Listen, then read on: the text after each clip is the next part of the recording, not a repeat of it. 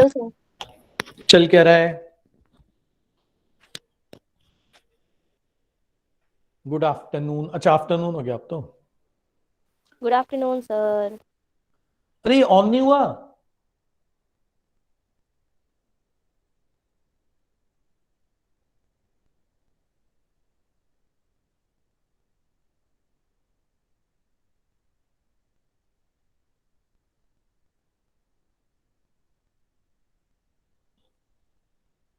आज तो वो है ना, लोहड़ी होती है ना आज। Yes yes yes sir. Sir. Lohri yes होती है सर। ना आज। Happy Lohri. Happy Lohri sir. Happy Lohri होती है आज, हाँ। अरे आ क्यों नहीं रहा?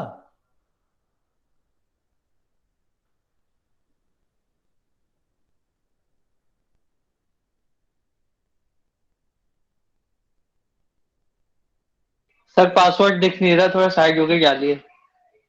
हम्म ये देखिए, कैलविन। पासवर्ड देखने के चक्कर में है।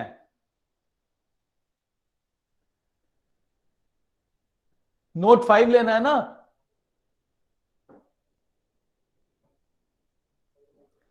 फाइव लेना है ना? चल रहा है।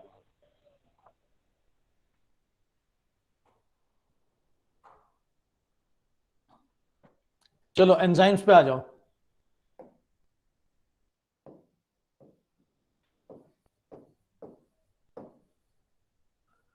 Enzymes continued.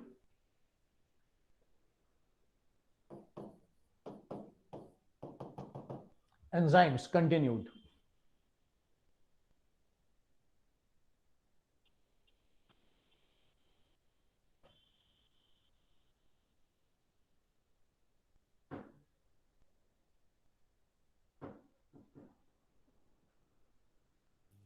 सर वॉइस हाँ, थोड़ी कम आ रही है आपकी।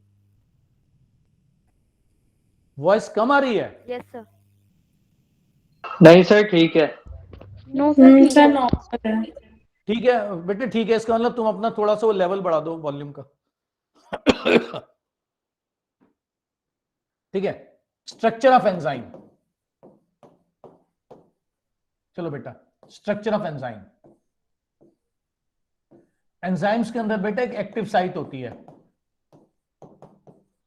एंजाइम्स के अंदर एक एक्टिव साइट होती है, ठीक है। और इस एक्टिव साइट में आके फिट हो जाता है बेटा सबस्ट्रेट मॉलिक्यूल। लिख लेना, enzymes contain an active site. लिख लो, enzymes contain an active site. An active site है ना, in which substrate molecule is attached. An active site है ना, in which substrate molecule is attached.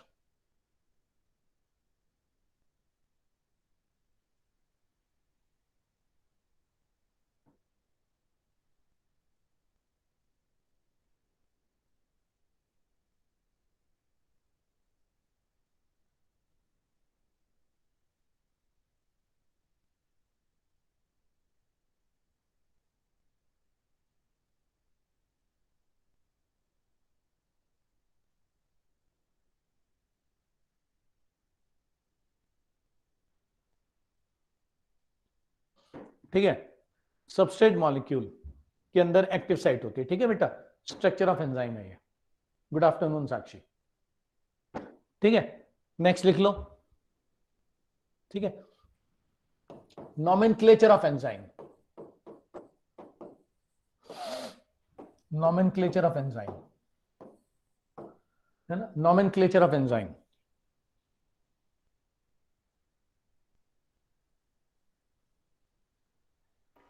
Sir एक minute last वाली slide open करना फिर से। हाँ बेटा, लास्ट स्लाइड देख लो।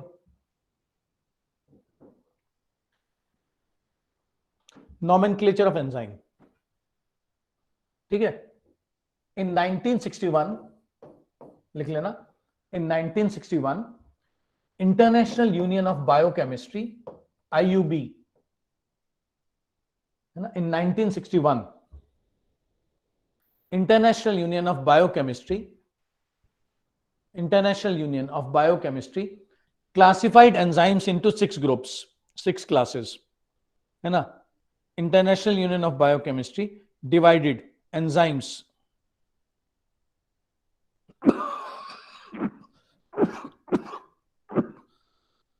divided enzymes into 6 classes, है ना बेटा. एंजाइम्स को उन्होंने 6 क्लासेस से डिवाइड किया. Enzymes afternoon into sir. 6 classes. हाँ बेटा, गुड आफ्टरनून. गुड आफ्टरनून बेटा. है ना, डिवाइडेड एंजाइम्स इनटू 6 क्लासेस. कैसे याद रखोगे बेटा ये 6 क्लास? ये 6 क्लास कैसे याद रखोगे? ओथलिल सबसे पहला क्या है? सबसे पहला वर्ड बता क्या है? ऑक्सीडोरिटोज. Oxido reductase. ओ से आएगा ना, रिडक्टिव. तो लिख लो. पहला होता है बेटा class 1. Class 1 oxido reductase.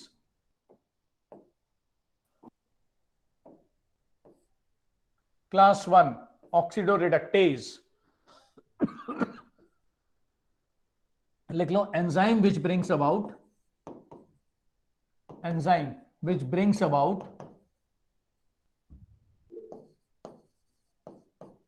oxidation reduction reaction.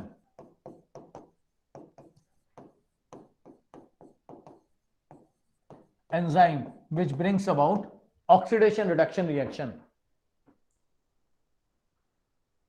Oxidation reduction reaction. ठीक है. Example dehydrogenase. Example dehydrogenase, है ना. एंजाइम. हाँ बेटा परवेज बताओ, परवेज बताओ क्या है?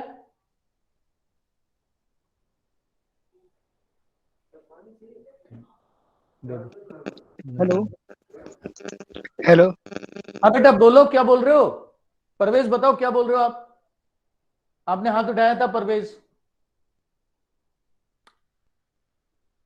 Enzyme which brings about oxidation reduction reaction. ठीक है. अच्छा सुनो, पहला हो गया. ओथलिल रखना है हमको. चल दूसरा बता बेटा कौन सा होगा? नीचे लिखे सर, नीचे. वो तो ऊपर तो ओथलिल ही तो लिखा है. अच्छा सर ठीक है. चल लिख देता हूं ओथलिल. ठीक है. चल दूसरा बता बेटा, दूसरा वर्ड क्या आ रहा है? Transferase.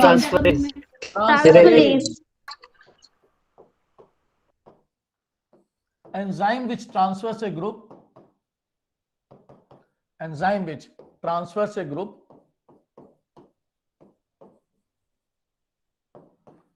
other than hydrogen, which transfers a group other than hydrogen.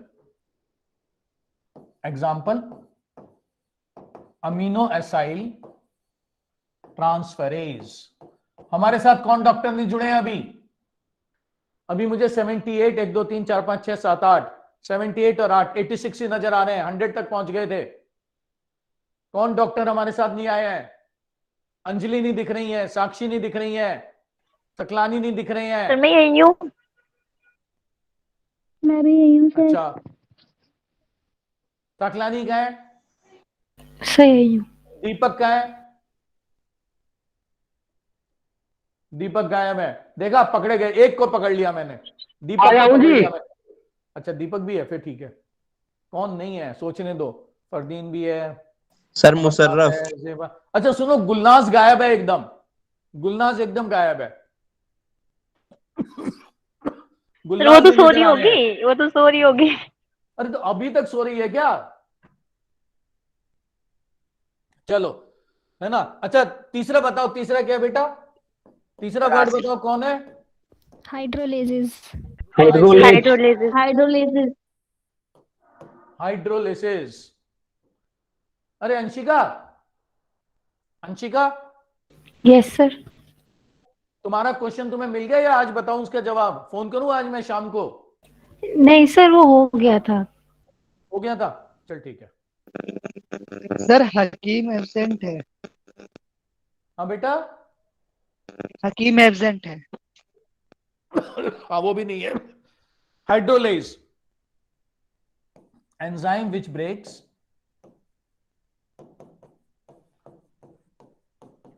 larger compounds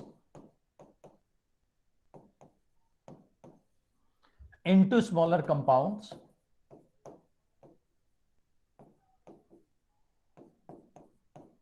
larger compounds into smaller compounds, है ना, by involvement of water.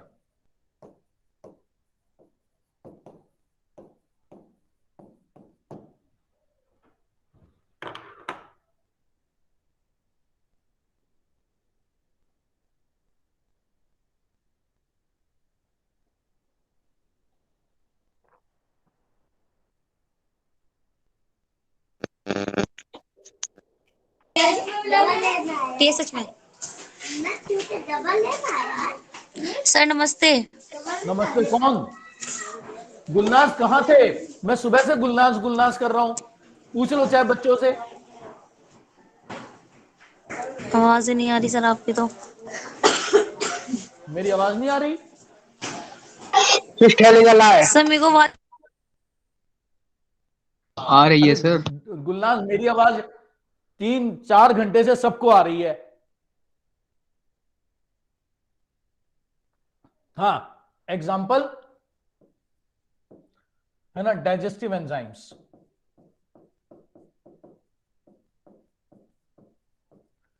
Example digestive enzymes, ठीक है बेटा। चल चौथा बता दे। लाइजेज। चौथा क्या था? लिल। चौथा क्या? एल है, L. Lyses.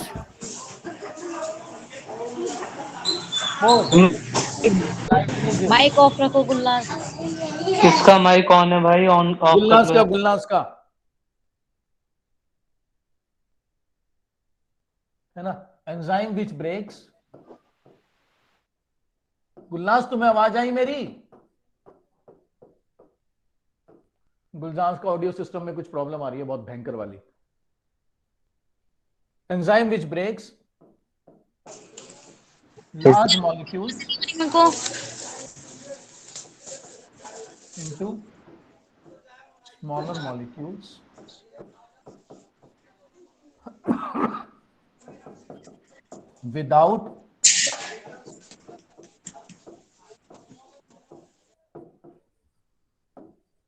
without involvement of water.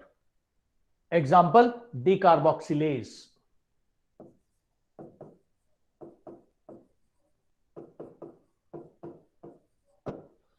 है ना, which breaks large molecules into smaller molecules without involvement of water.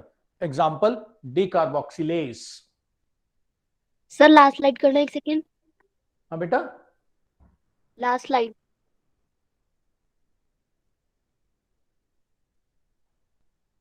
Okay sir.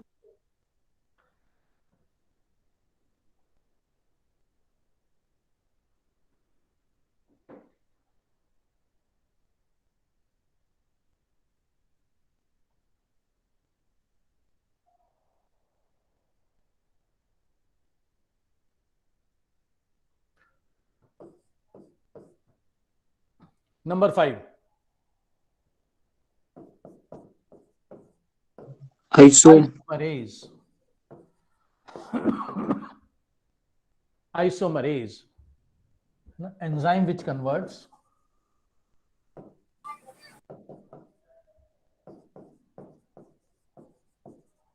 one isomer into another. One isomer into another.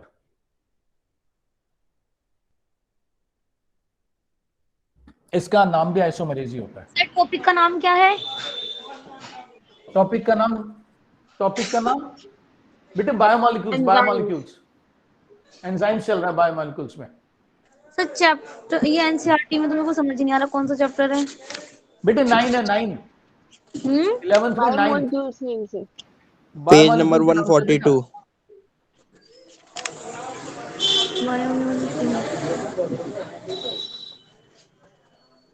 One 158 classification of enzymes. हाँ बिल्कुल सही पकड़ लिया बेटा।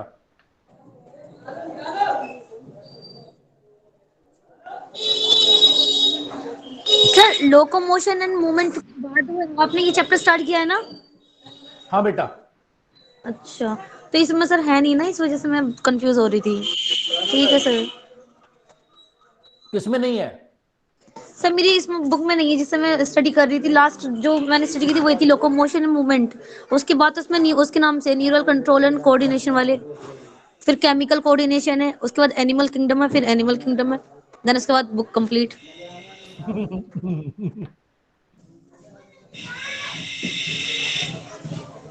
सही है। हाँ बेटा, आइसोमरेज, और छठा लिख ले लाइगेज।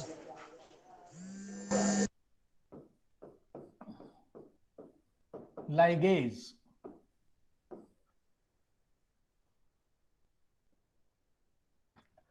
लाइगेज गॉन्ड होता है बेटा, enzyme which joints smaller compounds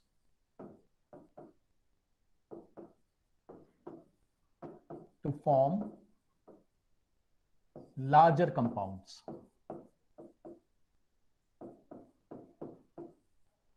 Example, carboxylase.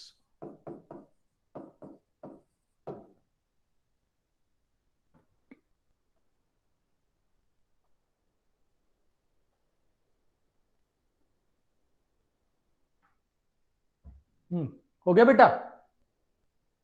Yes sir. Sir last slide करना एक सेकेंड। लास्ट देख लो बेटा।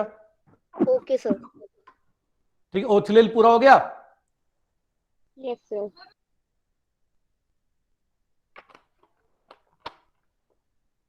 चलो अगला आ जाओ बेटा।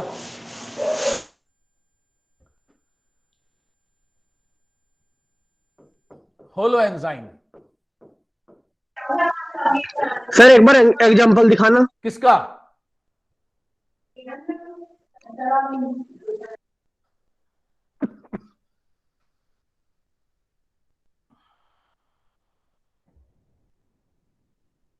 Holo enzyme, complete enzyme, complete enzyme, holo enzyme. दो पार्ट्स होते हैं, एक होता है एपो एंजाइम, ये होता है बेटा प्रोटीन पार्ट,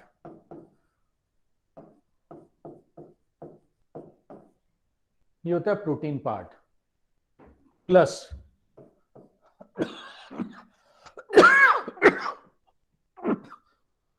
रुक जा पानी पी लूं।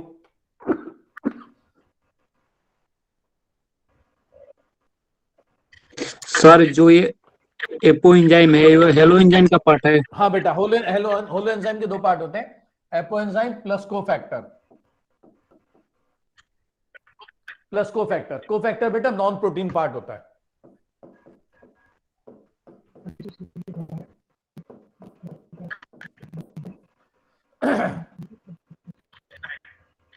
होलो enzyme is equal to apo enzyme plus cofactor. ये बेटा प्रोटीन पार्ट होता है, ये नॉन प्रोटीन पार्ट होता है।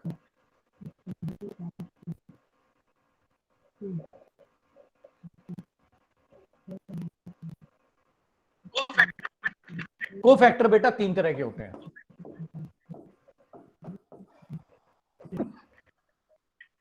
ये तीन तरह के हैं। ठीक है, एक होता है बेटा कोएंजाइम जो लूजली बाउंड होते हैं,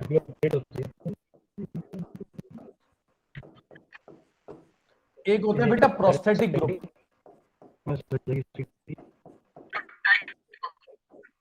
जो टाइटली बाउंड होता है,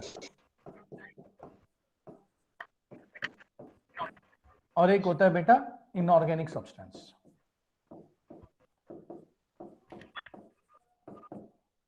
copper, zinc, magnesium, molybdenum, inorganic substance.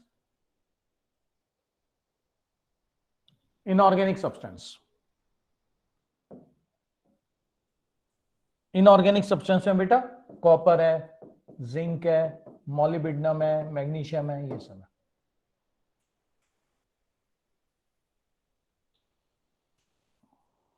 ठीक है, ये क्लियर हो गया आपको? सर नीचे नीचे दिख नहीं रहा सर साइड में। अरे इनऑर्गेनिक सब्सटेंस में copper, zinc, molybdenum, magnesium. Okay sir. ठीक है बेटा।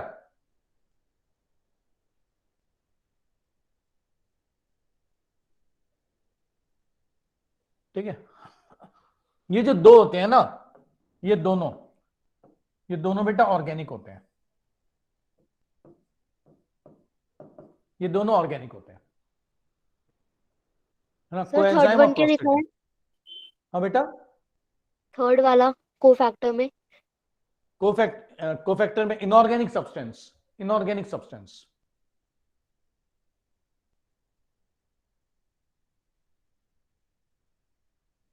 उसके बाद ये कॉपर मैग्नीशियम वगैरह ये क्या है? हाँ हाँ बेटा बिल्कुल। कोएंजाइम और प्रोस्टेटिक ग्रुप जो होते हैं बेटा वो ऑर्गेनिक होते हैं।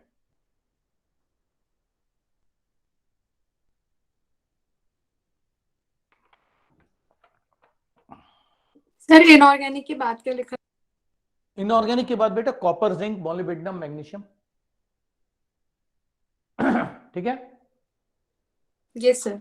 चलो आगे चलो बेटा। और जो ये कोएंजाइम होते हैं ना, ये जनरली बेटा विटामिन बी कॉम्प्लेक्स होते हैं। ये बेटा जनरली विटामिन बी कॉम्प्लेक्स होता है।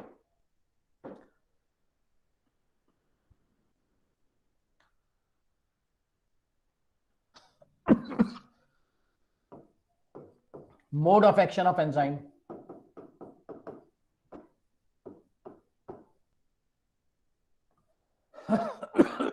Mode of action of enzyme, कैसे कॉम्प्लेक्स होते हैं sir coenzyme? Vitamin B complex बेटा, ओके। है ना? Mode of action of enzyme.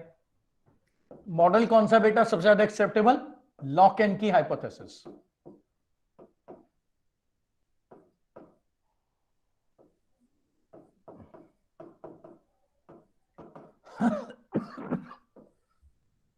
ये बेटा फिशर का दिया हुआ मॉडल है। This model was given by Fisher.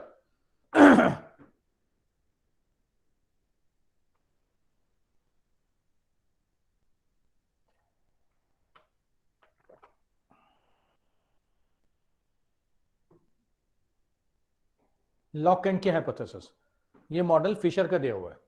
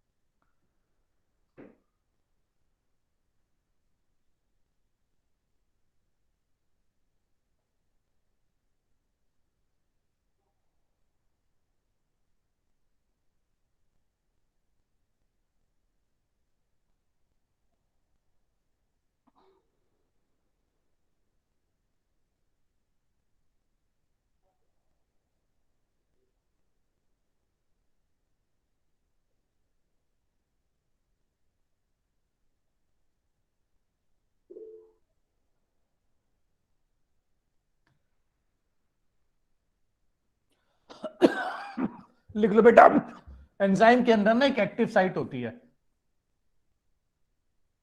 लिख लो, enzyme contains an active site. और उस एक्टिव साइट में बेटा क्या क्या अटैच हो जाता है? सबस्ट्रेट बताया तो सर आपने अभी। हाँ अभी आ जाओ बेटा, है ना? Which provides attachment to substrate molecule. Substrate molecule. और ये दोनों मिलके क्या बनाते हैं बेटा, बता दे? Enzyme substrate substrate complex. Complex. ये दोनों मिलके बनाते हैं एंजाइम सबस्ट्रेट कॉम्प्लेक्स। ये बेटा चेंज हो जाता है इनटू एंजाइम प्रोडक्ट कॉम्प्लेक्स।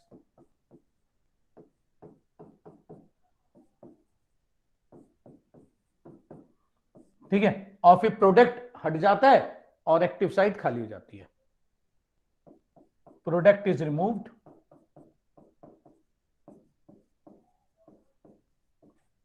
ठीक है, एक्टिव साइट बिकम्स फ्री नया रिएक्शन चलाने के लिए।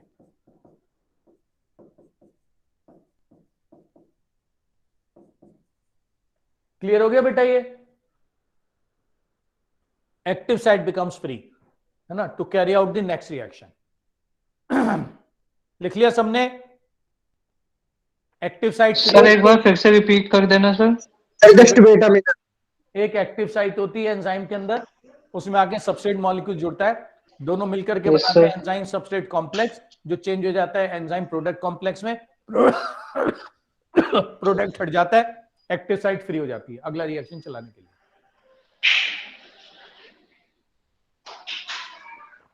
सर ये enzyme substrate complex enzyme complex में चेंज हो जाता है। कॉम्प्लेक्स में चेंज हो रहा है, ये क्या है? हाँ, सही कह रहे हो बेटे। मोबाइल वो अपना यार, फोन ये माइक वो बंद करो। बेटा, प्रवीण प्रवीण। हाँ, एक्टिव साइट फ्री हो जाती है। क्लियर हो गया? अच्छा, एक चीज याद रखना, कुछ एंजाइम्स के अंदर ना एक साइट और होती है। सर एक मिनट लगाना sir, previous slide.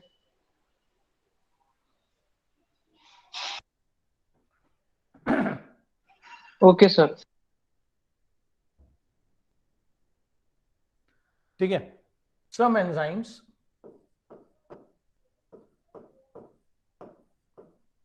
contains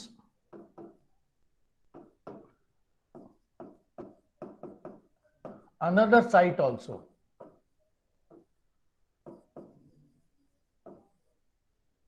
called allosteric site.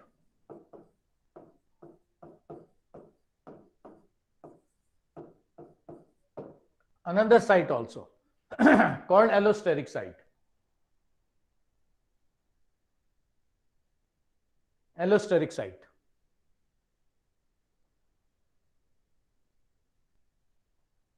Sir यहाँ क्या होता है एलोस्टेरिक साइट में? यहाँ पे भी सबस्ट्रेट यहाँ आके पर- जो था। हाँ, यहाँ पर ना कुछ और केमिकल्स कंबाइन करते हैं, है ना। पहले here some other chemicals combines called activators and repressors. ठीक है, यहां पे बेटा कुछ और केमिकल्स कंबाइन करते हैं, activators and repressors. Some other chemical combines, है ना, एक्टिवेटर्स एंड रिप्रेसर्स, जो एंजाइम एक्शन को मॉडिफाई कर लेते हैं। Activators and repressors which modifies enzyme action, which modifies enzyme action. Sir ये रिप्रेसर है, रिफ्रेशर है? रिप्रेसर, रिप्रेस करना बेटा, रिप्रेस करना। एक्टिवेट करने का उल्टा तो रिप्रेस हो जाएगा ना। which modifies enzyme क्या action, करते हैं sir? which modifies enzyme action. Activator enzyme action को क्या करेगा? तेज कर देगा, है ना। रिप्रेसर एंजाइम एक्टिवेशन को क्या करेगा? स्लो कर देगा। स्लो कर देगा। Such enzymes are called allosteric enzymes.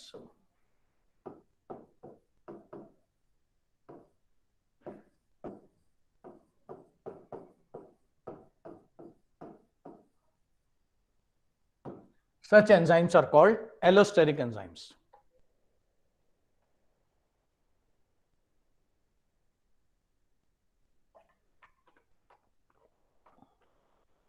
Sir दोबारा सर repeat इसके करना कि इसके allosteric एग्जांपल्स हैं एलोस्टेरिक एंजाइम्स के? नहीं, कोई अलग सा एग्जांपल नहीं है, बस ये याद रखना एलोस्टेरिक के होते हैं। एलोस्टेरिक एंजाइम बेटा वो Okay, एंजाइम sir. होते हैं जिनके अंदर एक्टिव साइट होती है ना, which have active site, allosteric site होते हैं जिसके अंदर।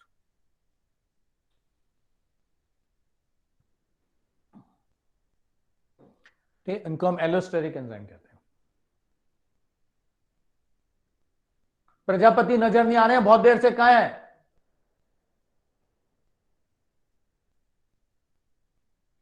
मैं बीच बीच में याद करता रहता हूं कौन बच्चा नजर नहीं आ रहा है। देखा, सुधीर चले गए हैं, सुधीर कुमार प्रजापति नजर नहीं आ रहे। मुझे लगता है वो तीसरे वाले सेशन में आया ही नहीं है। ओ, आ गए, प्रेजेंट, ओके, वेरी गुड।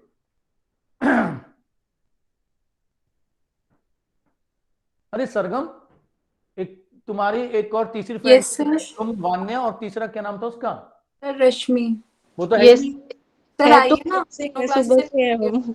नहीं कहाँ रश्मि? सर तीनों अटेंड कर रही है, वो होगी।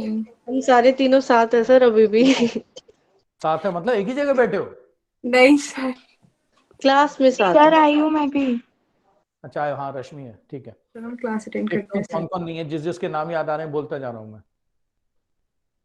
परवेश तुम क्या बोल रहे थे अभी? कौन पॉजिटिव टेस्ट हो गया अभी? क्या सर मैसेज है?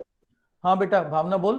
सर एलोस्टेरिक साइट पर ये केमिकल कंबाइन होंगे या फिर वो सबस्ट्रेट? नहीं नहीं बेटे, सबस्ट्रेट तो एक्टिव साइट पे होगा, एलोस्टेरिक हाँ, साइट पे केमिकल्स कंबाइन होंगे। वो कहाँ से आएंगे केमिकल? वो तो बेटा बॉडी के अंदर होते हैं। ओके। ठीक है। सर हाँ सर एलोस्टेरिक एंजाइम का फायदा क्या है सर, उससे अलग हटके नॉर्मल एंजाइम से? वो नहीं, एलोस्टेरिक एंजाइम का फायदा नहीं होता, एलोस्टेरिक साइट का फायदा होता है। अगर हमें कोई रिएक्शन और भी तेज चलाना है तो हम उस पर एक्टिवेटर जोड़ देते हैं। मान लीजिए मेटाबॉलिज्म किसी वजह से बहुत तेज करवाना है आपको, तो उसमें आप एक्टिवेटर जोड़ दो, मेटाबॉलिज्म और तेज हो जाएगा। मान लो बहुत तेज एनर्जी चाहिए आपको, सर्दियों का मौसम है, आपको हीट ज्यादा चाहिए, तो वो एंजाइम्स जो मेटाबॉलिज्म कंट्रोल कर रहे हैं उस पर एक्टिवेटर जोड़ो, अगर वो एलोस्टेरिक है तो, और उसे और तेज करवा दो। सर ये एक्टिवेटर एंड रिप्रेसर बताना। सर ये बेटे बॉडी के अंदर ही होते हैं जो एंजाइम एक्शन को और भी तेज या स्लो करवा देते हैं। Sir allosteric activator. एंजाइम्स हमारी बॉडी में होते हैं? हाँ बेटा बिल्कुल होते हैं, एमबीबीएस में पढ़ोगे। सर एक्टिवेटर तेज कराता है, रिप्रेसर स्लो कराता है। हाँ बेटा, देखो नाम से ही पता चल रहा है भावना। Okay sir. पर इनके एग्जाम्पल्स और ये कहाँ काम करते हैं ये आप एमबीबीएस में पढ़ोगे। जो भी ओके हम सर। फर्स्ट ईयर में पढ़ते हैं एमबीबीएस में, वो वही है बेटा जो 11th और 12th में आप जूलॉजी पढ़ते हो। एग्जैक्टली सेम है, एग्जैक्टली सेम। बस उसे सर वहाँ थोड़ा सा बॉटनी तो नहीं है? क्या कर देते हैं, बड़ा कर देते हैं, और कुछ नहीं है। डेप्थ में होता है ना मतलब सर डेप्थ उसमें? में होता है, बस ये होता है। जो हम यहाँ पे एक चैप्टर पढ़ते हैं वहां जाके वो एक पूरा कई बार सब्जेक्ट जितना बड़ा हो जाता है। जैसे मूवमेंट एंड लोकोमोशन अगर हम यहाँ एक चैप्टर पढ़ रहे हैं तो वहां पे एक सब्जेक्ट हो जाता है वो एनाटॉमी, या ह्यूमन फिजियोलॉजी जो हम सब्जेक्ट पढ़ रहे हैं, 4-5 चैप्टर्स जो बच गए लोकोमोशन के अलावा, वो पूरा का पूरा एक सब्जेक्ट बन जाता है human physiology. Anatomy, neuro anatomy बन जाती है वहां पे, टिश्यू अलग से हिस्टोलॉजी की बुक बन जाती है वहां पे, ऐसे है। सर ह्यूमन एनाटॉमी की तो बहुत मोटी बुक है उसमें हाँ भी। बहुत मोटी बुक है और बहुत टफ भी है, सही कह रहे हो आप। ठीक है, आ जाओ बेटा वापस आ जाओ। तो जो हम पढ़ रहे हैं ना बेटा वो वही पढ़ोगे आप जाकर के, तो आपकी कई ऐसी क्वेरीज जो यहाँ पे आंसर नहीं हो पा रही हैं वो आप वहां पे जैसे ही पढ़ना शुरू करोगे अपने आप सारी चीजें आपको मिलनी शुरू हो जाएंगी। एलोस्टेरिक के एग्जाम्पल, वो कहाँ काम करते हैं, वो सारा बायोकेमिस्ट्री में पढ़ लोगे वहां पे। सेल जो हम यहाँ पढ़ेंगे वो वहां पर बायोकेमिस्ट्री के नाम से है सब्जेक्ट। आगे बेटा एलोस्टेरिक एंजाइम। सर ये कितना रह गया और चैप्टर? आज खत्म होगा बेटा ये। मैंने बताया ना 4.5 घंटे की क्लास में हम एक चैप्टर स्टार्ट टू फिनिश कर जाया करेंगे। कितनी कितनी देर का और रह गया सर? मेरा गेली के क्या खत्म होने वाला है सर? बेटे 2:30 बजे तक की क्लास है ना। Okay sir. सर जल्दी करा दीजिए सर। तो बेटा क्लास तो मुझे 2:30 बजे तक चलानी है और 2:30 बजे तक ही हो पाएगा ये। पर हाँ जो इंपॉर्टेंट चीजें प्रवीण वो खत्म हो चुकी हैं, जो इंपॉर्टेंट चीजें है ना बेटा वो काफी इंपॉर्टेंट चीजें खत्म हो चुकी हैं। कोई बात नहीं सर, आप तो करा दीजिए। लास्ट में मैं बच्चों से वही पढ़वाऊंगा कि काइनेटिक्स क्या होता है ना, ट्रैफिक से कैसे कंपेयर किया हुआ है, हमारी बॉडी में कौन कौन से कंपाउंड्स हैं, अर्थ में कौन कौन से कंपाउंड्स हैं, जो पहली दूसरी टेबल दी हुई है ना वही करनी है हमें अभी तो लास्ट में बस। एनसीईआरटी वाली। डीएनए आरएनए आपको पता ही है, डीएनए आरएनए में बहुत डिटेल नहीं कराऊंगा क्योंकि वो सर जेनेटिक्स में बहुत डिटेल में कराएंगे। चलो सर जेनेटिक्स आप नहीं कराओगे ना? वो नहीं, मैं नहीं कराऊंगा, आप डरो मत, आपके फेवरेट सर ही कराएंगे वो। डर नहीं रहे सर, मैं पूछ रहा हूँ। हमारे फेवरेट आप कराओगे? हाँ तो आप भी हो। अच्छा थैंक यू।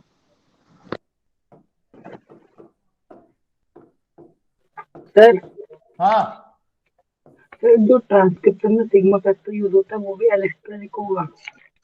मैं समझा ही नहीं, क्या बोल रहे हो? सर जो ट्रांसक्रिप्शन में सिग्मा फैक्टर यूज होता है वो इलेक्ट्रॉनिक होगा? हाँ ठीक है, factors which modify enzyme action. चलो बताओ टेम्परेचर,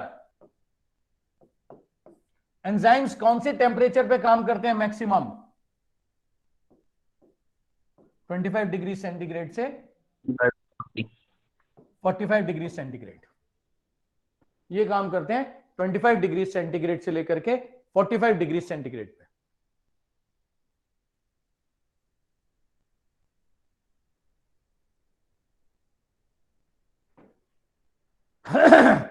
(25 डिग्री से 45 डिग्रीज पे लिख लेना। Beyond 45 degrees, beyond 45 degrees enzyme becomes denatured, है ना। 45 के बाद बेटा एंजाइम्स डीनेचर्ड हो जाते हैं। Beyond 45 degrees enzyme becomes denatured, ठीक है। 45 के बाद एंजाइम्स डीनेचर हो जाएंगे। और अगर से और 25 से पहले, और 25 से पहले एंजाइम्स इनएक्टिव हो जाएंगे। तो लिख लो बियॉन्ड 45 के बाद एंजाइम्स बिकम डीनेचर्ड, है ना। एंजाइम्स डीनेचर्ड हो जाएंगे। और डीनेचर्ड याद रखना परमानेंट होता है, डीनेचर्ड परमानेंट होता है। और 25 से पहले एंजाइम्स इनएक्टिव हो जाएंगे। सुनो, अगर किसी को बहुत तेज बुखार हो गया तो उस आदमी की डेथ क्यों हो जाती है? सर इलेबोरेट करना थोड़ा सा। डीनेचर्ड हो जाते हैं मतलब डीनेचुरेशन में बेटा उनके बॉन्ड्स टूट जाते हैं, बॉन्ड्स टूट जाते हैं, उनके बॉन्ड्स टूट जाते हैं, तो सर इसलिए वो दोबारा जुड़ नहीं पाते। एंजाइम ही खत्म सर। हो। हेलो, किसका माइक ऑन है? सर इसको इलेबोरेट कर दो थोड़ा। 45 डिग्री के बियॉन्ड एंजाइम्स डीनेचर्ड हो जाते हैं। हाँ, और पूछो क्या परमानेंट। एलॉबरेट करना है, बोलो बेटा। प्रवीण क्या एलॉबरेट करूं?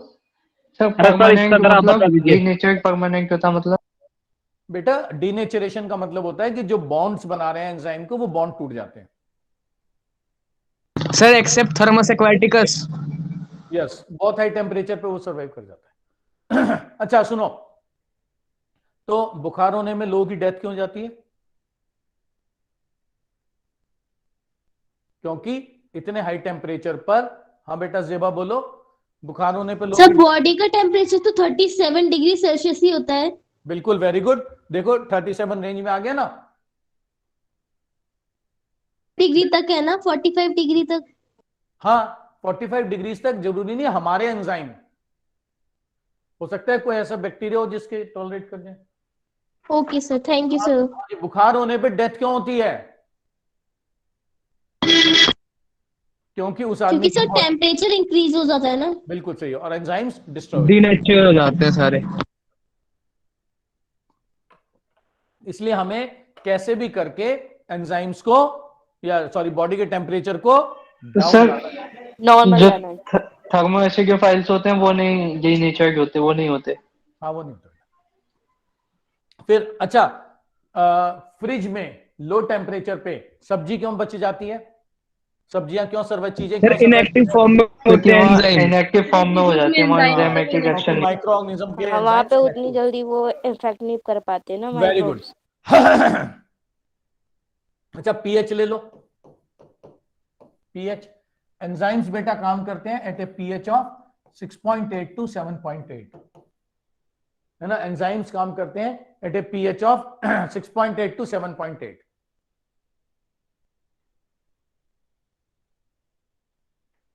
ठीक है। अच्छा मैं अभी से बता रहा हूं, अगली बार मैं एनिमल किंगडम शुरू करूंगा और खत्म करूंगा। प्लीज प्लीज प्लीज सब बेटा एक बार एनसीईआरटी से एनिमल किंगडम पढ़ के आएंगे क्लास के अंदर। Okay sir. Okay sir. ये मत सोचना बेटा मैं यहां से ठीक जीरो है से सर। पढ़ाऊंगा, जीरो से पढ़ाऊंगा, पर जीरो से पढ़ने के लिए भी तो एक बार तो आप पढ़े हो, तभी तो आपको कुछ समझ नेक्स्ट क्लास कब लोगे आप? हाँ यस सर। क्या चीज? नेक्स्ट क्लास कब लोगे आप सर? वो तो बेटा टाइम टेबल देखो, जब तुम्हें पता चलेगा तभी मुझे पता चलेगा। वो तो मैनेजमेंट बनाता है ना बेटा time table. Sir offline classes होने के चांसेस नहीं है क्या अभी? बेटा देखो वो रिस्क तो कोई भी नहीं लेगा, और मैं बताऊं आपके पेरेंट्स भी नहीं लेंगे, आपके पेरेंट्स भी नहीं ऑनलाइन ही सही है।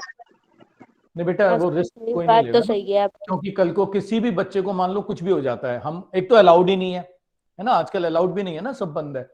हम बुला लें किसी को कुछ हो जाए बेटा, फिर वो पेरेंट्स भी हमें पकड़ेंगे, और गलत भी है ये चीज, हमें बुलाना भी नहीं चाहिए ऐसे इस समय। जब गवर्नमेंट अलाउ नहीं कर रही है तो हमें भी नहीं करना चाहिए। तो जब गवर्नमेंट अलाउ कर देगी बेटा, जब सब कुछ ठीक हो जाएगा तो हम भी खोल लेंगे।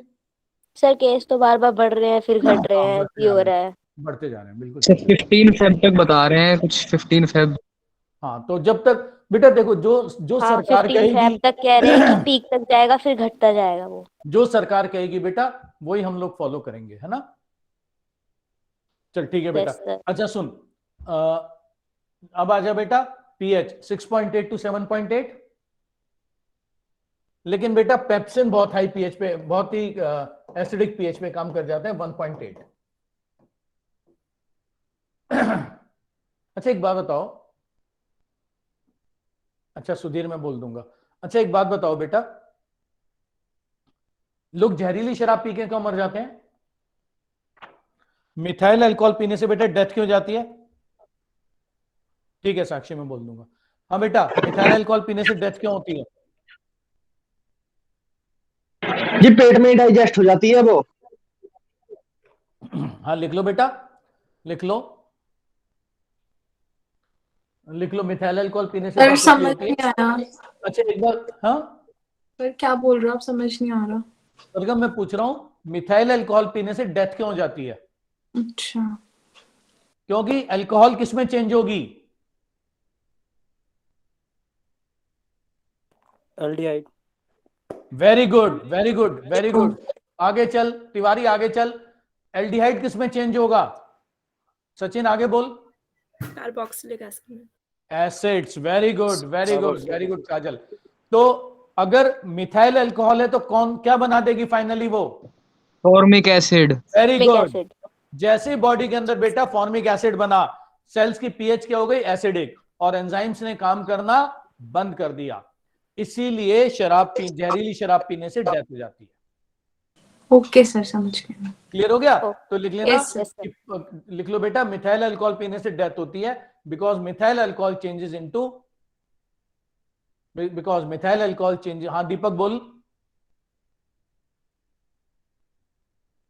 दीपक हाथ उठाया तूने, बोलना। वेरी गुड, वेरी गुड दीपक। फॉर्मिक एसिड, फॉर्मिक एकदम एसिड। सही कह रहे हो, है ना, बिल्कुल बिल्कुल सही कह रहे हो बेटा दीपक, है ना। Methyl alcohol changes into formic acid, और फॉर्मिक एसिड की वजह से डेथ हो जाती है बेटा। क्लियर हो गया? Yes sir. Yes sir. चलो तीसरा लिख लो बेटा, तीसरा लिख लो, substrate concentration.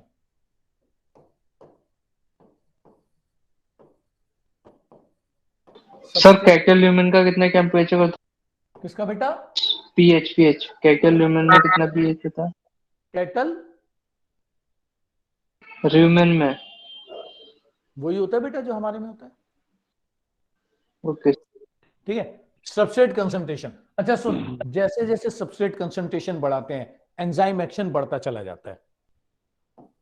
As substrate concentration increases, enzyme action also increases। ठीक है, तो enzyme action also increases till its saturation is reached।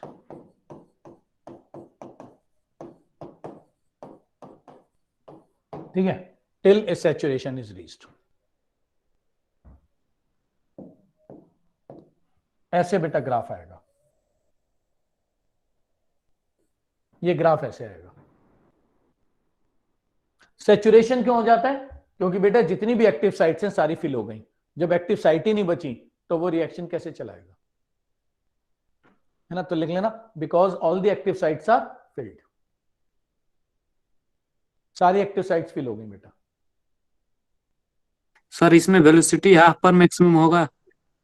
Yes बिल्कुल, अभी मैं वो बताता हूं बेटा कि वो पॉइंट जिसपे कोई भी एंजाइम एक्शन अपनी मैक्सिमम वेलोसिटी पहुंचता है, यही लिख लो उसको, उसको कहते हैं बेटा वी मैक्सिमम। तो लिख लेना the point at which, we maximum लिख लो, the point at which, very good, the point at which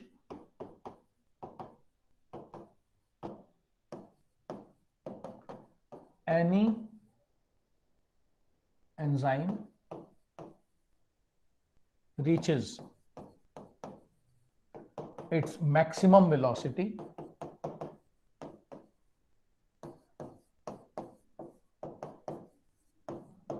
is called V maximum. वो पॉइंट जिस पे कोई भी एंजाइम, हाँ लेकिन अमन वो तो बेटा केमिस्ट्री में पढ़ोगे, इतना मुझे नहीं आता, फर्स्ट ऑर्डर जीरो ऑर्डर, ठीक है। तो point at which any enzyme reaches its maximum velocity is called V maximum. और एक होता है बेटा हाफ वी मैक्सिमम, इनकी बस डेफिनेशन पता होनी चाहिए आपको और कुछ नहीं। हाफ वी मैक्सिमम, इसको बेटा केएम वैल्यू भी कहते हैं, KM value, Michaelis Menten constant भी कहते हैं, Michaelis Menten constant, point at which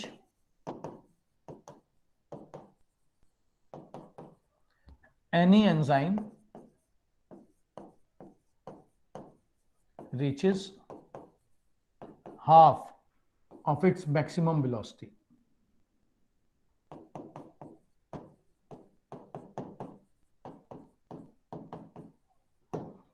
Any enzyme reaches half of its maximum velocity.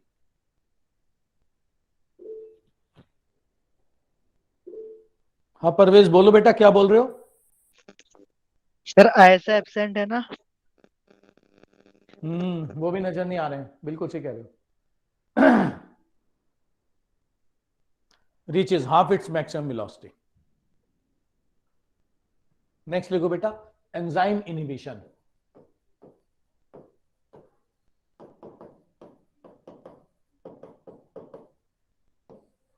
पहला लिखो कॉम्पिटिटिव इनहिबिशन,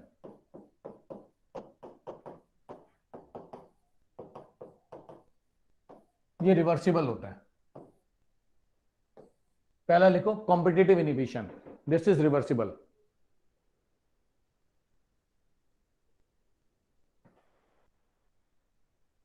ये रिवर्सिबल होता है बेटा, ठीक है। इसमें जो इनहिबिटर होता है ना बेटा, वो सबस्ट्रेट को रिजेंबल करता है। Inhibitor resembles substrate.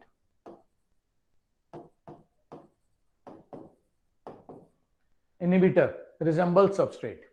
और इनहिबिटर की जो एफिनिटी होती है ना एंजाइम के लिए, वो सबस्ट्रेट के मुकाबले ज्यादा होती है। Affinity of inhibitor for active site is more than substrate.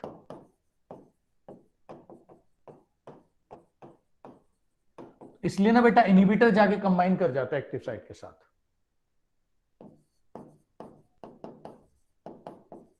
Inhibitor combines with active site.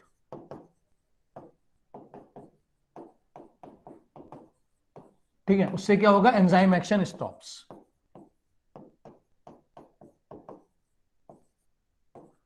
Enzyme action stops, ठीक है। लेकिन ना एंजाइम टूटा नहीं है, आप इनहिबिटर को हटा दो, ठीक है, सबस्ट्रेट को जोड़ दो, एंजाइम फिर शुरू हो जाएगा, इसलिए रिवर्सिबल होता है। आर लिखा मैंने वहां पे। इसका एक आध एग्जांपल बता रहा है कोई मुझे?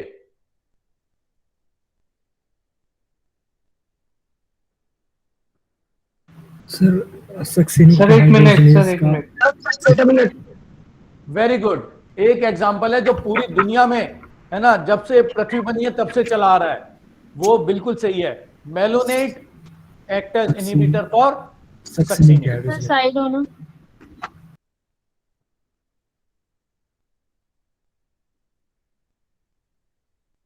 एग्जांपल लिख लो बेटा।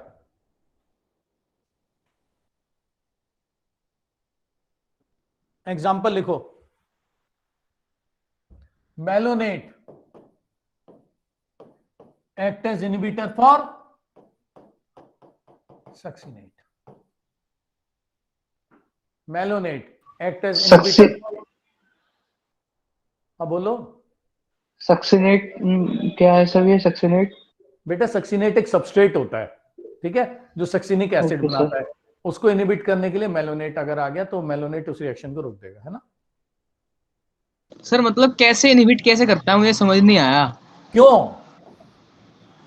ये देखो बेटा, ये क्या है? Yes sir, active site. ठीक, वेरी गुड। ये क्या है बेटा, इसमें कौन जुड़ गया आकर के? इनहिबिटर। इनहिबिटर, अच्छा। इनहिबिटर जुड़ गया, क्यों जुड़, और ये इनहिबिटर का बेटा स्ट्रक्चर किसके जैसा है? ये क्या है एक्टिव, बेटा? ये सबस्ट्रेट है। ये सबस्ट्रेट। जुड़ना किसमें था रिएक्शन चलाने के लिए एक्टिव साइट में? बेटा जुड़ना किसने था एक्टिव साइट में? कौन सबस्ट्रेट जुड़ा? को। हाँ, लेकिन जुड़ कौन गया? इनहिबिटर। एंजाइम बंद हो गया, क्योंकि इनहिबिटर सबस्ट्रेट तो कुछ होते ही नहीं है, इनहिबिटर एंजाइम तो कुछ बनते ही नहीं है ना। तो सर प्रोडक्ट कैसे बनेगा सर? नहीं बना, किसने कहा प्रोडक्ट बनेगा? बंद हो गया। सर उससे फिर जो जो वो एंजाइम क्या कहते हैं फंक्शन करेगा वो रुक जाएगा। हाँ तो बेटा अगर वही तो इनहिबिटर एंजाइम आके रुक इनहिबिशन है, जाएगा एंजाइम तो। का फंक्शन बंद हो गया, ये तो बोल रहा हूँ। आप जिस सीट पे जाके बैठते थे क्लास में, उस सीट पे आके कोई और बैठ गया, अब आप बैठ ही नहीं पाओगे, खड़े रहो, आपकी पढ़ाई नहीं होगी, आप वापस चले जाओगे। सर टॉपिक ही एंजाइम इनहिबिटर है। सर ये सर सक्सिनेट रिएक्शन ही है को। ना सबस्ट्रेट? सबस्ट्रेट अगर सक्सिनेट था, है ना, वो सक्सिनिक एसिड बनवा रहा था, ठीक है। अब उस एंजाइम ने जिसके साथ सक्सिनेट ने जुड़ना था सक्सिनिक एसिड बनाने के लिए, उस एंजाइम के साथ कौन जुड़ गया आकर के? Inhibitor, malonate. मेलोनेट। बस कितना सिंपल है। सर ये रिएक्शन को स्टॉप करवाने में हेल्प करता है। हाँ, एंड सर अगर कोई रिएक्शन को एंजाइम। इनहिबिट कर देगा। हाँ बेटा, सर रिएक्शन को मैंने कहा इनहिबिट कर देगा ना सर ये। कर रहे हैं ना, तभी तो इनहिबिटर है बेटा ये, तभी तो उसका सर नाम हाँ। अगर कोई एंजाइम इनएक्टिव फॉर्म में है तब भी इनहिबिटर उसके ऊपर लगा रहेगा या नहीं? नहीं, इनहिबिटेड फॉर्म में क्या थोड़ी ना होता है कोई एंजाइम। ठीक है सर। ठीक है, चलो बेटा आगे चलो। एक होता है non competitive inhibitor. Sir sir test में कौन सा चैप्टर आया सर? बायोमॉल इस बार सर लोकोमोशन। लोकोमोशन है इस बार तो। सर लोकोमोशन हुआ नहीं है हमारे बैच में। एक बार पढ़ लेना, कोई बात नहीं, ठीक है। जब मैं कराऊंगा तो फिर दोबारा ले लेंगे एक बार, क्योंकि टेस्ट भी पहले ही बन गया था ना। तो एक बार एनसीईआरटी पढ़ लेना, अगर कम आते हैं तो डरना मत, है ना। जब हम पढ़ेंगे तो फिर ले लेंगे एक बार, क्या हो गया ऐसे, कोई बहुत बड़ी बात तो है ना। चल बेटा अगला बता, non competitive inhibition.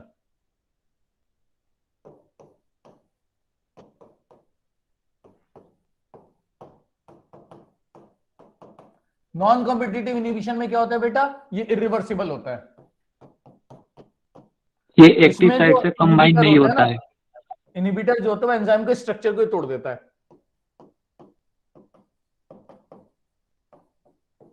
Inhibitor breaks structure of enzyme.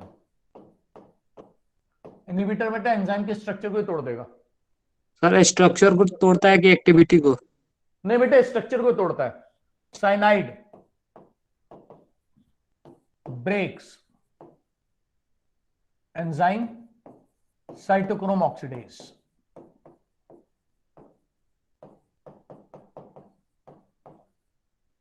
Cyanide. हाँ, सर जो अमन एक्टिव ये साइट है, अमन अमन अमन हाँ सर जो एक्टिव साइट है उसकी शेप को भी तो ये कई बार चेंज हाँ कर देता तोड़ है ना। देता है, वही तो स्ट्रक्चर का मतलब एक्टिव साइट ही तोड़ देता है पूरी की पूरी। अब जब स्ट्रक्चर टूट गया, एक्टिव साइट टूट गई, सब टूट गया, तो अब ये रिवर्सिबल है। अगर आप हटा भी दोगे तो इरिवर्सिबल एक्शन है, अब एंजाइम दोबारा काम नहीं करेगा। जिस सीट पे आप बैठे जाके वो सीट ही तोड़ दी किसी ने। जी ठीक है सर मतलब अगर डीनेचर नहीं करना हमें एंजाइम को तो हम इनहिबिटर लगा दें, नॉन कॉम्पिटिटिव इनहिबिटर लगा दें। हाँ बिना डीनेचर किए रिएक्शन रुक जाएगी। टूट जाएगा, बिल्कुल सही कह रहे हो, है ना। तीसरा होता है फीडबैक इनहिबिशन। हाँ बेटा,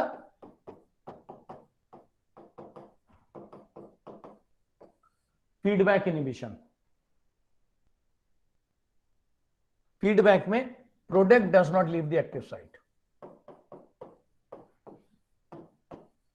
ब्लैक वाली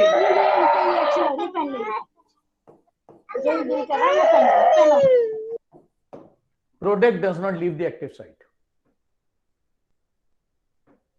ठीक है, अगर प्रोडक्ट ने एक्टिव साइट नहीं छोड़ी तो फिर अगला रिएक्शन कैसे चलेगा, है ना।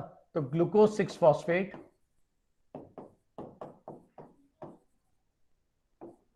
stops the action of hexokinase.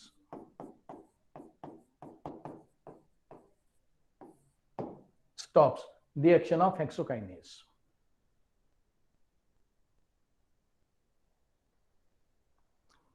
And a product does not leave the active site. Glucose 6 phosphate inhibits the action of hexokinase. Enzyme inhibition खत्म, ये खत्म हो गया एंजाइम। ठीक है, अब आ जाओ डीएनए आरएनए। ये आप अपने आप पढ़ लेना, डीएनए आरएनए थोड़ा सा मैं देख लेता हूं। जरा मुझे बताओ सर। हाँ सर फीडबैक इनहिबिशन रिपीट करना, एक बार एक्सप्लेन करना इसको। अरे बेटा, अगर पिछला रिएक्शन का जो प्रोडक्ट बनाया था उसमें एक्टिव साइट छोड़ी ही नहीं, ठीक है प्रियंका, तो अगला रिएक्शन कैसे चलेगा? Okay sir. है ना। अच्छा चलो बताओ, लास्ट स्लाइड लगाना एक बार।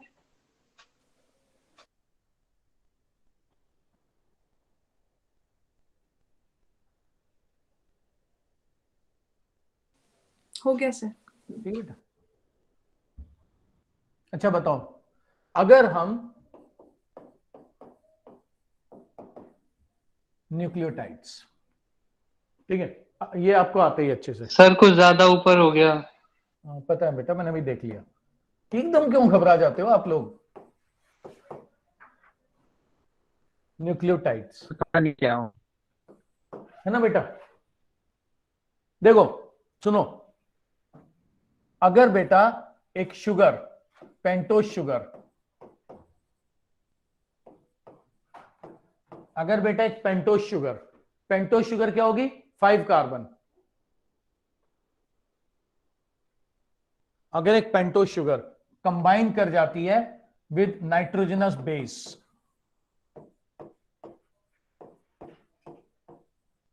ठीक है, अगर एक पेंटोज शुगर क्या होती है बेटा, कौन बताएगा मुझे? 5 कार्बन। सर पेंटागन और फ्रक्टोज। 5 कार्बन बेटा। कौन कौन सी होती है ये? राइबोज और डीऑक्सीराइबोज। अगर ये बेटा कंबाइन कर जाती है नाइट्रोजनस बेस के साथ, नाइट्रोजनस बेस कौन कौन से होते हैं बेटा? प्यूरिन और पैरामिडीन। ये सब आपको रटा ही हुआ है क्योंकि 12th में आपने अच्छे से पढ़ा है। प्यूरिन और पैरामिडीन, ठीक है। और प्यूरिन में कौन कौन से आते हैं बेटा? ए और जी, और पैरामिडीन में सी, टी और जी, यू और टीयू। ठीक है। तो जब ये दोनों कंबाइन करते हैं तो कॉम्बिनेशन को नाम देते हैं न्यूक्लियो साइड, ठीक है। न्यूक्लियोसाइड के अंदर जब बेटा एक फॉस्फेट जुड़ जाता है तो क्या बन जाता है बेटा? न्यूक्लियोटाइड। अभी आप बताओगे मुझे, अगले आधे घंटे आप पढ़ाओगे मुझे, क्योंकि सर H3PO4 जुड़ेगा ना? हाँ, H3PO4 जुड़ेगा उसके साथ, न्यूक्लियोसाइड के साथ ना, तब न्यूक्लियोटाइड बनेगा। तो मुझे नहीं पता क्या बोल रहे हो। H किसके साथ जुड़ेगा बेटा? सर H3PO4 तो फॉस्फेट ग्रुप देता है ना? यस सर, वही बोल रहा हूँ, फॉस्फेट ग्रुप को ही बोल रहा हूँ। तो फॉस्फेट ही तो लिखा है मैंने। यस सर, वही बोल रहा हूँ मैं। तो सुनिए, ठीक तो है, न्यूक्लियोसाइड प्लस फॉस्फेट न्यूक्लियोटाइड। हाँ सर सही है, मैं भी तो बोल रहा हूँ सही है ना। चल ठीक है, आगे चलते हैं बेटा। अभी आप मुझे पढ़ाओगे, अब मैं आपको नहीं पढ़ाने वाला। जब मल्टीपल न्यूक्लियोटाइड्स जुड़ जाएंगे, क्योंकि आपने ये बहुत अच्छे से, बहुत अच्छे लेवल पे पढ़ा हुआ है, मैंने नहीं पढ़ा हुआ। मल्टीपल न्यूक्लियोटाइड्स, जरा न्यूक्लियोटाइड के एग्जांपल बता दो मुझे, कौन बता रहा है? न्यूक्लियोटाइड के एग्जांपल्स बताओ। हाँ,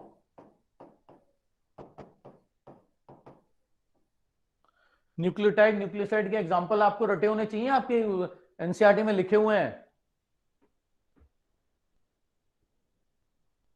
अरे परवीन कूल कहां चले गए? यूरिडीन और cytidine. Yes, very good very good. Parveen cool कहां पे है? Yes sir. बोल नहीं रहे हो इतनी देर से? सर ये चैप्टर मुझे सही से नहीं आता सर, इसलिए समझ रहा हूँ। अब धीरे धीरे आ रहा है समझ में कुछ? हाँ सर बनती आ जा रहा रही है, आ जाएगा सर। अब तो एक बार हो जाए फिर आ जाता है सुनो सर। सुनो सुनो सुनो सुनो, सब सुनो। इस चैप्टर को हमने 3 हेडिंग्स में पढ़ा है, 3 हेडिंग्स में। Micromolecule, macromolecule, micromolecule, macro, micro, macro. पहला माइक्रोमोलिक्यूल और मैक्रोमोलिक्यूल का हेडिंग कौन सा पढ़ा था? मोनोसेक्राइड्स और पॉलीसेक्राइड्स, और उनके बीच में ग्लाइकोसिडिक बॉन्ड। दूसरा कौन सा पढ़ा बेटा? अमीनो एसिड और प्रोटीन्स, और उनके बीच में पेप्टाइड बॉन्ड। Peptide bond. तीसरा क्या होता है? न्यूक्लियोटाइड्स और न्यूक्लिक एसिड, और उनके बीच में फॉस्फोडाइस्टर बॉन्ड। तो हमने 3 सेट पढ़े हैं ये। उसके अलावा हमने लिपिड्स पढ़े, और उसके अलावा हमने एंजाइम्स पढ़े। ये चैप्टर है। क्लियर हुआ? Yes sir. Okay yes sir. चलो, जॉइंस टू फॉर्म न्यूक्लियोटाइड। ठीक है, multiple nucleotide joins to form nucleic acids by bond बता दे इसका। Phosphodiester. Phosphodiester bond. Nucleic acids कौन कौन से हमारे पास?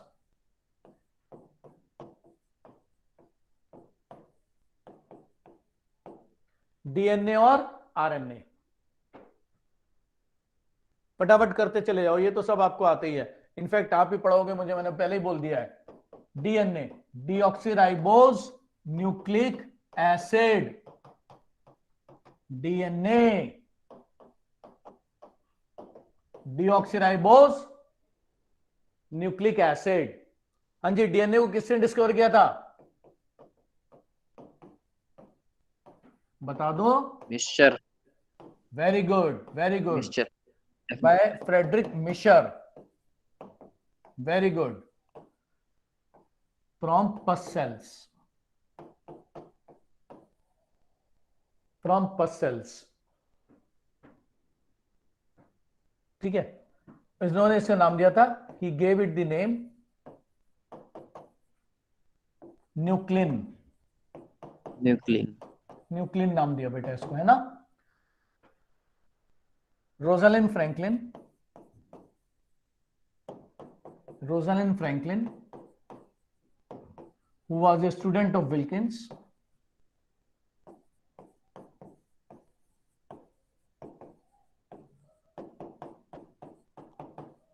Rosalind Franklin, who was a student of Wilkins, determined its structure, the structure of DNA. हाँ जी, टेक्निक का नाम क्या था? X ray diffraction technique. By X ray diffraction technique, है ना? By X ray diffraction technique. ठीक है, by X ray diffraction technique. Nobel prize किस किस को मिला? सर 3 थे। 3 थे। कौन कौन नहीं था इन चारों में से? अच्छा, और इसका बेटा स्ट्रक्चर किसने बताया फिर? Based on very good studies of Rosalind Franklin, है ना? 2 साइंटिस्ट। कौन कौन बेटा? Watson and Crick gave double helical structure of DNA.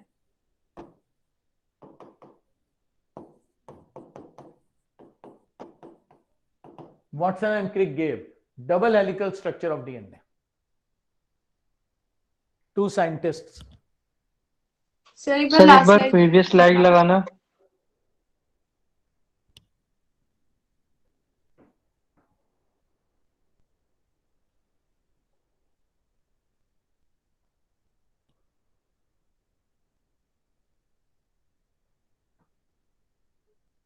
Done sir.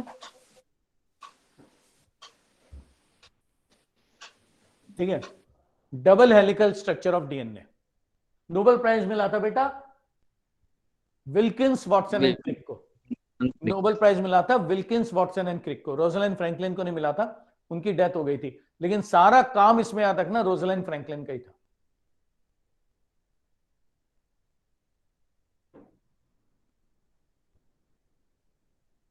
DNA बेटा डबल हेलिकल स्ट्रक्चर,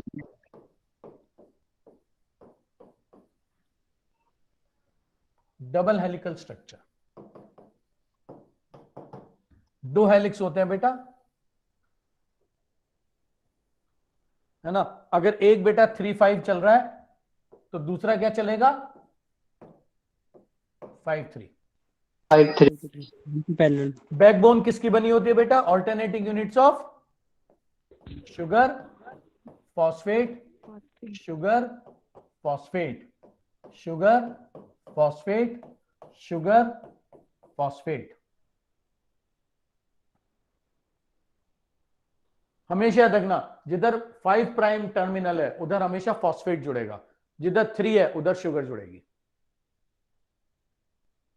कौन सा कंपोनेंट रह गया, तीसरा, नाइट्रोजन हाइड्रोजन बेस, वो हमेशा शुगर से अटैच्ड होता है। ए डबल बॉन्ड से टी के साथ, और बेटा सी ट्रिपल बॉन्ड से जी के साथ, सी ट्रिपल बॉन्ड से जी के साथ, और ए डबल बॉन्ड से टी के साथ। ठीक है, एक टर्न की लेंथ कितनी होती है बेटा, 3.4 नैनोमीटर्स। विड्थ कितनी होती है, 2 नैनोमीटर। 0.34 विड्थ बेटा, विड्थ होती है 2 नैनोमीटर्स।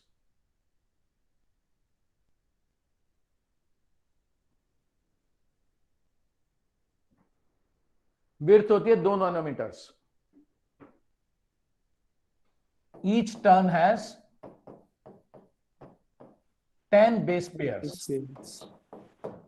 हर टर्न के अंदर बेटा 10 बेस पेयर्स होते हैं। तो 2 सक्सेसिव बेस पेयर की डिस्टेंस कितनी हो जाती है बेटा, 0.34 नैनोमीटर्स। 2 सक्सेसिव बेस पेयर की डिस्टेंस 0.34 नैनोमीटर्स।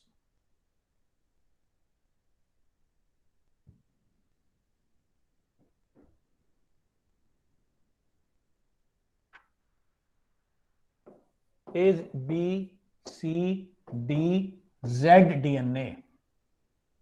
ठीक है, नंबर ऑफ बेस पेयर्स बता दे बेटा, पर टर्न 11, 10, 9, 8। ठीक है, और जेड में कितने होते हैं, 12 होते हैं, कितने होते हैं, ये राइट हैंडेड हेलिक्स है। देखिए जेड में कितने होते हैं सचिन, 12 ही होते हैं। 12 है ना, 12 ही है सर। फर्क ये लेफ्ट हैंडेड हेलिक्स होता है और बाकी सब राइट हैंडेड हेलिक्स होते हैं।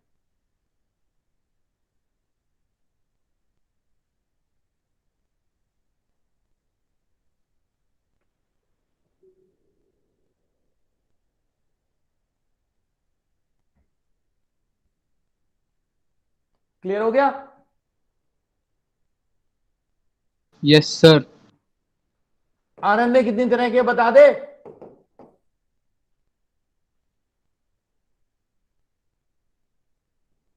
तो 3 तरह। ये हमारा क्या है, बॉडी का सेल। इस बॉडी के सेल के अंदर क्या मौजूद है, न्यूक्लियस। क्या है बताइए, न्यूक्लियस। इतना बड़ा क्यों बना दिया, ये है न्यूक्लियस। न्यूक्लियस के अंदर क्या मौजूद है, हमारे पेरेंट से क्या मिला, डीएनए। डीएनए ने अपना क्या बनाया, मैसेंजर।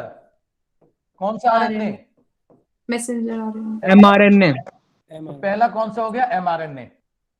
एमआरएनए डीएनए का मैसेज लेकर के कहां जाएगा, साइटोप्लाज्म के अंदर। ठीक है, और साइटोप्लाज्म में उसको कौन मिल जाएंगे, खूब सारे टीआरएनए। ये ग्रीन वाले क्या हैं, टीआरएनए। ये मैसेज एक कोड लैंग्वेज की फॉर्म में होता है। हर कोड एक अमीनो एसिड के लिए कोड करता है, कोडोन एक अमीनो एसिड के लिए कोड करता है। तो जो एमआरएनए होता है बेटा, वो अपना कोडोन एक एक टीआरएनए को दे देता है और उनसे कहता है कि जो मैंने तुम्हें कोडोन दिया है उसका वाला अमीनो एसिड ढूंढ करके राइबोसोम के पास पहुंच जाओ। मैं भी पहुंच रहा हूं, यहां पे सारे में अमीनो एसिड पड़े हुए हैं, ये सारे अमीनो एसिड है, ठीक है। तो ये क्या करता है, ये आ गया राइबोसोम, ये राइबोसोम के 2 यूनिट्स हैं। उनको मैसेज देने के बाद एमआरएनए क्या कर देगा कि जाकर के राइबोसोम के साथ छोटे यूनिट के साथ जुड़ जाता है। ये एमआरएनए है। जब तक राइबोसोम के छोटे यूनिट के साथ एमआरएनए जुड़ेगा तब तक टीआरएनए अपने साथ न्यूक्लिक एसिड जोड़ लेंगे और पहुंच जाएंगे बड़े वाले यूनिट के पास, ठीक है। ये इनको कोडोन दिया था, ये उनका बेटा कोडोन हो गया नीचे, और ऊपर वो अपने साथ क्या जोड़ के ले आए, न्यूक्लिक एसिड। ये देखो बेटा न्यूक्लिक, ये अमीनो एसिड, ये अमीनो एसिड जोड़ के ले आए, ठीक है। अब जो छोटा यूनिट है राइबोसोम का, वो जोर जोर से चिल्ला करके जो एमआरएनए है उसके ऊपर जो कोडोन है उन्हें पढ़ेगा, और उसी सीक्वेंस में बड़े वाले यूनिट पे डीएनए क्या करेंगे बेटा, अपने अपने अमीनो एसिड लेकर के पहुंच जाएंगे। और अमीनो एसिड के बीच में पेप्टाइड बॉन्ड कौन बनाएगा, आरएनए, और क्या बनना शुरू हो जाएगा, प्रोटीन। क्लास प्रोटीन प्रोटीन बन जाएगा। तो 3 हो गए हमारे, एमआरएनए, टीआरएनए, आरआरएनए, है ना बेटा। ये जो अमीनो एसिड लाल रंग के दिखाए मैंने, ये यहां पे साइटोप्लाज्म में सेल के कहां से आ गए, जो हमने प्रोटीन खाया, जो हमने प्रोटीन खाया वो हमारी एलिमेंट्री कैनाल में किस में ब्रेक हुआ, अमीनो एसिड्स में, और वो अमीनो एसिड ने वापस जुड़ के क्या बना दिया, प्रोटीन। लेकिन ये जो प्रोटीन बनेगा, ये कैसा प्रोटीन बनेगा, इसको बेटा कौन डिक्टेट कर रहा है, सरगम बता। डीएनए। और डीएनए कहां से है हमारे, इनहेरिटेड, पेरेंट से। तो इस तरह से हमारी बॉडी में, पूरी बॉडी में अलग अलग जगह पे बेटा प्रोटीन बनते चले जाते हैं।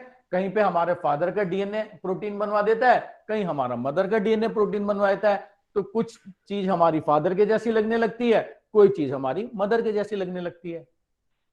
सर एक बार और बता देना विस्तार से, मतलब बेटा ये तो तू 12th में पढ़ के आया प्रवीण, तू बताना मुझे। जेनेटिक्स वाला चैप्टर तो तूने अच्छे से पढ़ा हुआ है, बायोमोलिक्यूल ही तो नहीं पढ़ा है, ये तो जेनेटिक्स का पार्ट है, वो तो मैंने यहां बता दिया है। कल बता दे, 1 सेकंड में फिर बताता हूं।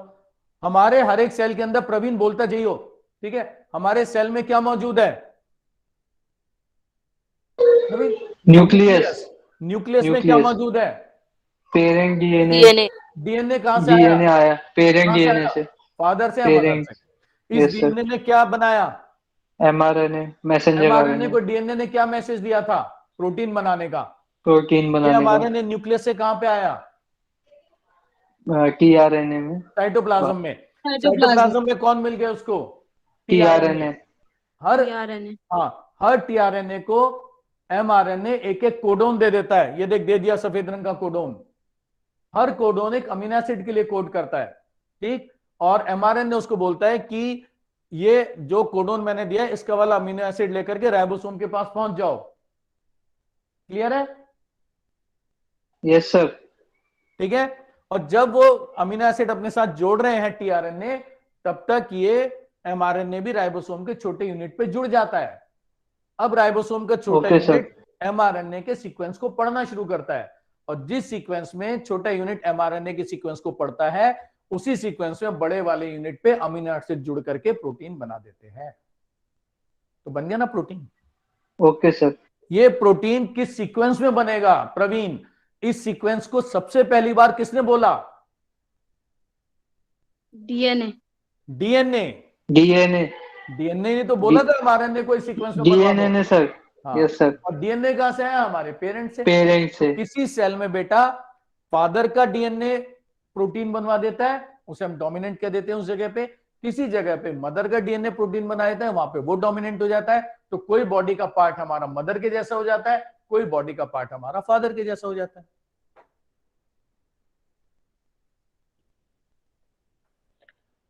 क्लियर है?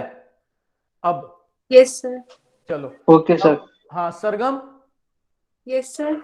अब निकाल तू एनसीईआरटी, और एनसीईआरटी में जो पहली दो वो है उनके बारे में मुझे बता। सर पहली दो टेबल्स। हाँ टेबल, पहली टेबल सरगम क्या बोल रही है? सर वो तो एक minute, comparison of element. Sir कोई कुछ कह रहा है। हाँ बोल बोल बेटा, एलिमेंट्स बोल। हाइड्रोजन। नहीं, अब एलिमेंट्स का क्या है, क्या टेबल है किस बारे में, ऊपर क्या लिखा हुआ है? A comparison of elements present in non-living and living matter. Comparison of Elements present in non-living and living matters. present in living And non-living. and non-living matter। हाँ चल बता बेटा, टेबल कितनी कॉलम बनाऊं इसमें मैं? सर 3 कॉलम है, मतलब सर पहले ऊपर से कॉलम में क्या है? divide पहले कॉलम में क्या है? First element. एलिमेंट। नेक्स्ट है percentage weight of earth crust human body. Percentage of weight earth crust में। हाँ human body, earth crust human body. Sir इसके उसको 2 डिवाइड कर दीजिए, जो अर्थ क्रस्ट वाले ना, हाँ इसको 2 डिवाइड कर दीजिए। हाँ ठीक है, एक अर्थ क्रस्ट है, ह्यूमन बॉडी है।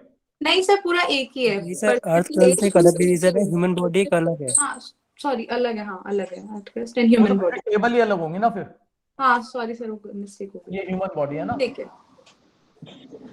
चल सबसे पहले बताती चल जा फटाफट। सबसे पहला एलिमेंट हाइड्रोजन।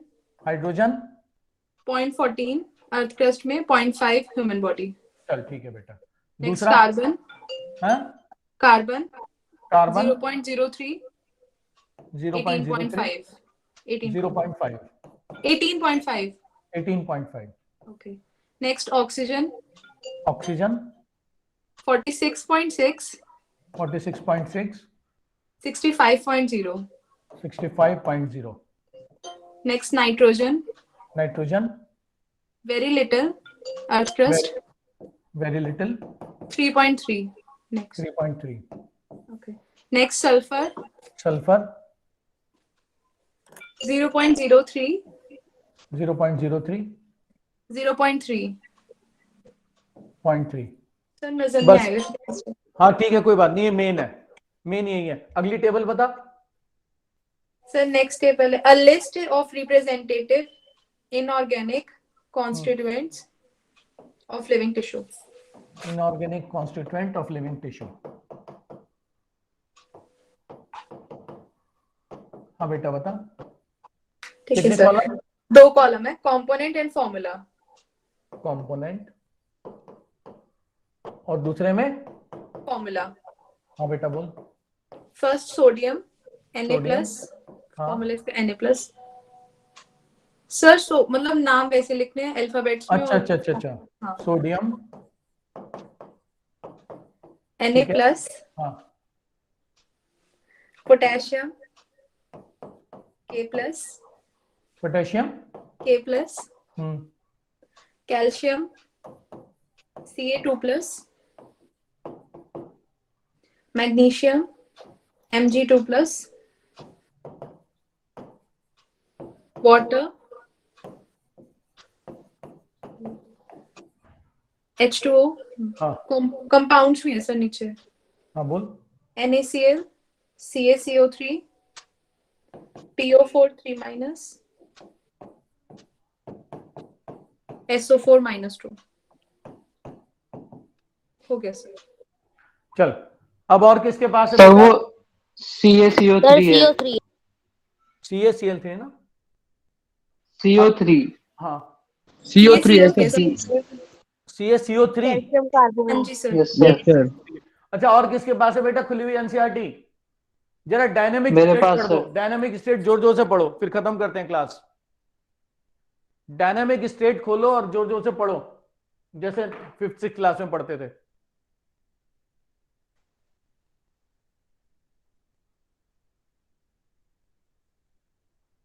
भावना, प्रवीण, अक्षा, आदित्य, सचिन, आरशी, यस सर। किसी के पास खुली हुई है एनसीईआरटी? हाँ सर जी सचिन जोर से पढ़, फिर डायनामिक स्टेट पढ़ जोर जोर से।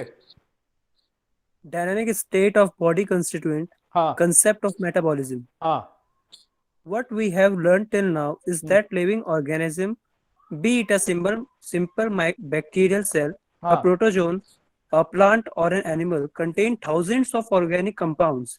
These compounds or biomolecules are present in certain concentration, expressed as moles, cells or moles per liter. One of the greatest discoveries ever made was the observation that all these biomolecules have a turnover. This means that they are constantly being changed into some other biomolecules. Clear है बेटा? And turnover क्या होता also है? made ये change होते जा रहे हैं दूसरे दूसरे from some biomolecule. other biomolecules. हाँ पढ़ता जा पढ़ता जा, आगे पढ़ Sachin.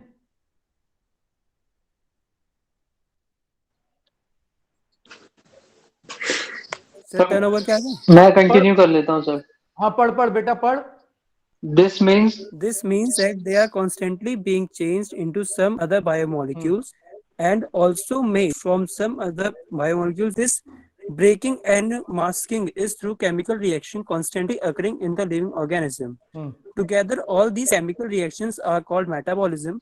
Each of the metabolic reactions result into the transformation of biomolecules. A few examples of such metabolic transformations are removal of carbon dioxide from amino acid, making an amino acid into amine, removal of amino group into nucleotide base, hydrolysis of glycosidic bond in a disaccharide, etc. We can list 10 and 1,000 of such examples. Majority of these metabolic reactions do not occur in isolation. Very good. But are always linked to some other reactions. Very good. In other words, metabolites are converted into each other in series of linked reactions called metabolic pathway. These metabolic pathway are similar to the automobile traffic in a city. These pathways are either linear or circular. These pathways crisscross each other, that is, they are traffic junction. Flow of metabolites through metabolic pathway has a definite rate and direction like automobile traffic. These metabolite flow is called the dynamic state of body constituent. What is the most important is that these interlinked metabolic traffic is very smooth and without a single reported mishap for healthy condition. Another feature of these metabolic reaction is that every chemical reaction is catalyzed reaction. There is no uncatalyzed metabolic conversion in living system. Even CO2 dissolved in water, a physical process, is catalyzed reaction in the living system. The catalyst which hasten the rate of the given metabolic conversion are also proteins. These proteins with the catalytic power are named enzymes. ठीक है, तो ये chapter पूरा हो गया। इसको अच्छे से पढ़ लेना। एक अगली बार चैप्टर एनिमल किंगडम पढ़ के आना। इसके डाउट्स लेंगे अगले क्लास में और animal kingdom start to finish करेंगे। बेटा जरूर बायोमॉलिक्यूल और एनिमल किंगडम जरूर पढ़ लेना। और सर टेस्ट में मूवमेंट आएगा, मूवमेंट से लोकोमोशन बेटा बन चुका है, अगली बार से डालूंगा ना। एक दिन में तो तैयार भी नहीं कर पाते अगर बायोमॉलिक्यूल। कब है सर टेस्ट? वो तो आप मुझे मैनेजमेंट आ रहा होगा, कब है बेटा? डेट तो मुझे भी नहीं पता, वो तो आपको बता देंगे। सर आजकल डेली का शेड्यूल डेली आता है। हाँ डेली आता है बेटा, मेरे पास भी तभी आता है जब आपके पास। बेटा मेरे पास भी तभी आता है हर चीज जब आपके पास आती है। वो एक साथ ही करते हैं सबको। सर HNRNA बता दीजिए। Okay sir. HNRNA बेटा आपको जेनेटिक्स में पढ़ेंगे। जब डीएनए बेटा आरएनए बनाता है ना तो एग्जैक्ट कॉपी नहीं बनता, उसके अंदर कुछ इंट्रॉन्स आ जाते हैं, ठीक है, उसको हम HNRNA कहते हैं। फिर इन इंट्रॉन्स को स्प्लाइसिंग करके हटाया जाता है, उसके अंदर कैपिंग और टेलिंग की जाती है। अब ये एग्जैक्ट कॉपी बन गया डीएनए का, अब हम इसको mRNA कहते हैं। सर आरआरएनए लिविंग स्टेट पढ़ लेना साक्षी, कुछ नहीं उसमें। आरआरएनए सर, आरआरएनए बेटा जहां पे मैंने दिखाया था ना कि राइबोसोम जो होता है वो अमीनो एसिड को जोड़ के जो प्रोटीन बनाता है उसमें आरआरएनए होता है ना। Okay sir. राइबोसोम जब अमीनो एसिड को जोड़ के प्रोटीन बनाता है तो आरआरएनए की मदद लेता है। Okay sir. ठीक है, लिविंग स्टेट में कुछ नहीं है बेटा, living state. Okay bye. Okay sir. Bye sir. Bye ठीक है sir, Ram Ram sir ji. Sir हाँ सर इसकी पीडीएफ आज ही सेंड करवा देना प्लीज। अच्छा अच्छा।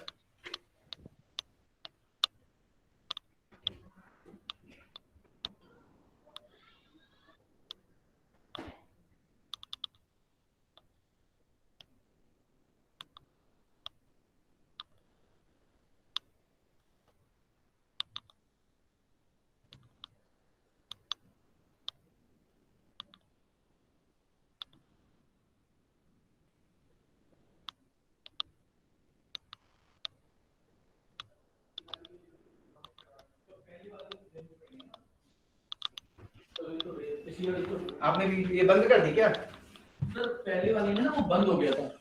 ये हटा दो, बंद कर दो। आप कर दो, कर दो।